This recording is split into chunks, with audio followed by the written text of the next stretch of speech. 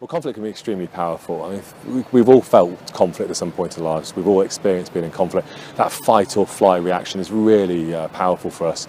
It can drive us to do good things, getting in the room and having a conversation with each other, thrashing it out, trying to find a successful outcome, talking and listening.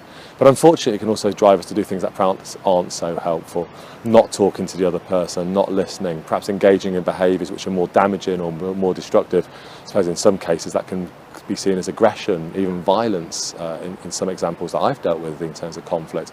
But my experience of conflict is when we handle it differently, when we nip it in the bud, when we talk and listen to each other, we can convert the conflict or transform the conflict, which is something which is damaging, into something which is more useful to us.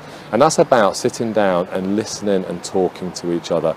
And for me, the key to resolving conflict, whatever the conflict might be, is having the courage to sit down with the other person and have a conversation with them, to find out what's going on for them right now, listening to them, and actually presenting what's going on for me right now.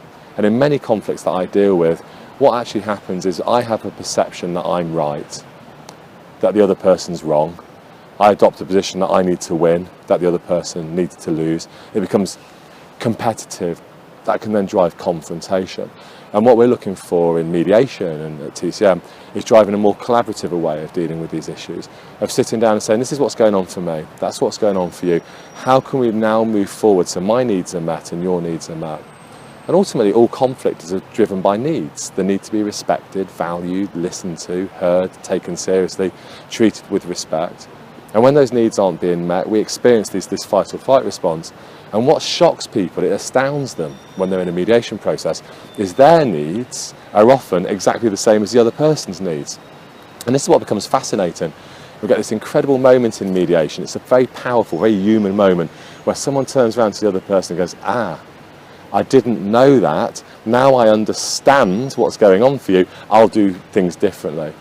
And the conflict then drives real change by building understanding and empathy, recognition, appreciation, and ultimately building an outcome around my needs and your needs, which are so often exactly the same.